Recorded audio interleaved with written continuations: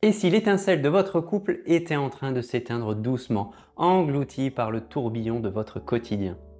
Vous l'avez sans doute ressenti, ce paradoxe saisissant, cet amour si fort qui vous a uni, ces rêves partagés, et aujourd'hui, cette sensation que le temps vous échappe, que l'autre est là, mais un peu lointain. Les journées s'étirent, rythmées par les exigences du travail.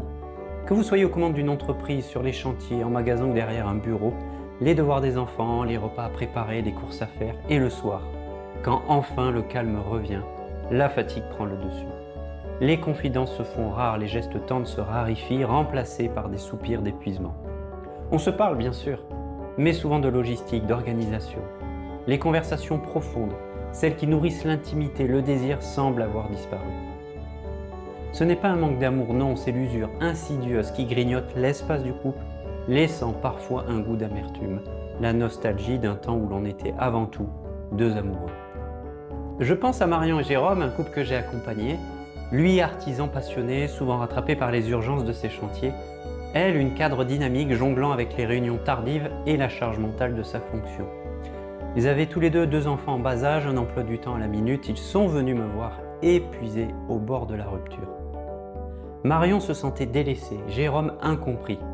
Leur dispute tournait toujours autour du même point, le manque de temps pour eux. On ne se voit plus, Jérémy, on ne se parle plus qu'en termes de « qui va chercher les enfants ?» me confiait Marion. Les larmes aux yeux, Jérôme, lui, se sentait pris au piège de ses responsabilités professionnelles et familiales, ne sachant plus comment jongler. Leur amour était toujours là, certes, mais enfoui sous des couches d'obligation et de frustration. Ensemble, nous avons déconstruit leurs croyances, leurs automatismes, en explorant les schémas inconscients qui se rejouaient dans leur quotidien. Ils ont réappris à se regarder, à s'écouter, non pas comme des associés, mais comme des amants. Un pas à la fois, une discussion après l'autre. Ils ont redéfini leurs priorités, recréé des bulles de couple, aussi petites soient-elles qu'au début. Aujourd'hui, ils ne sont pas devenus des super-héros sans fatigue, mais ils ont retrouvé le chemin de l'intimité et la joie d'être ensemble. Afin d'illustrer mes propos, j'ai choisi de vous partager quelques extraits de l'histoire de Marion et Jérôme, un couple que j'ai eu le privilège d'accompagner, bien entendu. Les extraits sont partagés avec leur accord et dans le respect de leur confidentialité. Les prénoms ont été modifiés. La clé pour équilibrer votre vie de couple, familiale et professionnelle ne réside pas dans la suppression de l'une de ces sphères, mais dans la redéfinition de leur interaction. L'erreur commune est de penser que le couple doit s'adapter aux contraintes du quotidien. Mon approche est inversée. Il s'agit de créer ou de recréer l'espace sacré de votre couple et surtout de le protéger. Je vous propose 4 clés pour vous permettre de réinjecter de la conscience et de l'intention dans votre relation, là où la routine a laissé place à l'automatisme. 1. Le rendez-vous couple non négociable. Il s'agit de sanctuariser un moment même court, 15 à 20 minutes, chaque jour ou tous les 2 jours, où vous ne parlez ni des enfants, ni du travail, ni de l'organisation, uniquement de vous. Un regard, une main serrée, une question sur la journée de l'autre émotionnellement, pas logistiquement, c'est une micro-reconnexion quotidienne. 2. La zone tampon émotionnelle. Lorsque vous rentrez du travail avant de plonger dans le bain familial, prenez 5 minutes pour vous seul, pour décompresser, respirer, vous reposer de votre journée de professionnel. Puis en rentrant dans l'espace familial, faites une transition consciente pour vous reconnecter à votre rôle de parent et de conjoint ou conjointe, en laissant derrière vous le stress du travail. Ce petit sas de décompression évite que les frustrations professionnelles ne se déversent sur le couple et la famille. 3. L'inventaire des rôles masqués.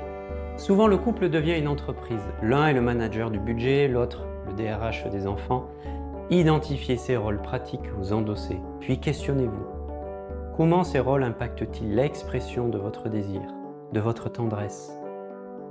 Comment pouvez-vous déléguer ou réorganiser certaines tâches pour libérer de l'énergie pour votre couple? Il ne s'agit pas de rejeter les responsabilités, mais de les conscientiser pour éviter qu'elles ne prennent toute la place.